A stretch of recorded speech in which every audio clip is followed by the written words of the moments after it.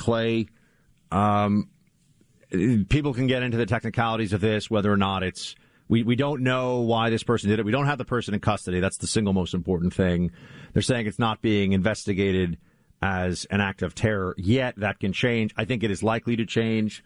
It could be, the range of possibilities that come to mind. Obviously, act of terror. We don't know what the ideology is behind it. A just deranged individual, more of a mass shooter incident, something along the lines of what we've seen in other times, the Colorado movie theater shooter, for example, someone who's just completely insane. Or it could be a hate crime situation. We just don't know. We don't know who the individuals are who were targeted. But those like possibilities, it was clearly planned in advance. And it's stunning and a piece of good news in an otherwise very troubling morning here. No one has life-threatening injuries from what did I catch that right? Which is pretty wild. Which is pretty wild to think about when you're talking about the shooting taking place in such a closed situation. But to me, all of this coming together just continues, and I know any individual act of violence is hard to be attributed to any particular incident.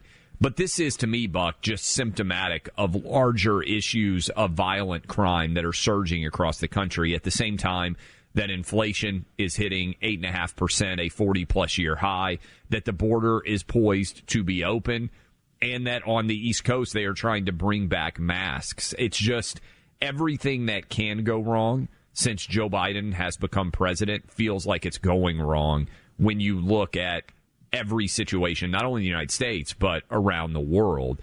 And I don't know how we get back to a sense of normalcy, but the first 100 days for Mayor Eric Adams in New York City, I know many people were optimistic that it was going to represent a substantial change from the de Blasio administration. You can speak to this far better than I can, but things do not seem to be getting better in New York City right I was now. Deeply pessimistic, and everyone that I know in New York who wasn't is saying that I was right so far, unfortunately, about the new mayor, the new administration. I think that there's been really a shift in the Democrat Party, and until the mainstream narrative of the Democrat Party switches from we need to invest resources in the community to stop crime to we're going to back up our cops, lock up criminals, and take the threat to public safety as an immediate crisis that we're going to stop instead of a 10 to 20 year horizon of maybe if we do more youth programs and outreach efforts. That's all fine. I'm not opposed to any of that, but you got to lock up the bad guys now. It is men who are committing these violent crimes, obviously. Over 95% of violent crimes are committed by men. It is young men in particular. There has to be a change in the ideology or a change in the approach and the focus. I mean, Clay, we could sit here. There will be a lot of speculation about this individual before we get more information about it. What are the chances that this person had either a long criminal record of some kind or a clear psychiatric record of people knowing that he needed the attention of the state, shall we say? Very high. Yes. Don't know for sure, but the probability is high. That's the problem, right? You are having so many of these people who are engaging in violent acts all over the country are people who should still be behind bars. And the real amazing thing about the Joe Biden administration and really the 47-plus years that Joe Biden spent in office is probably the best thing he ever did was the 1994 crime bill.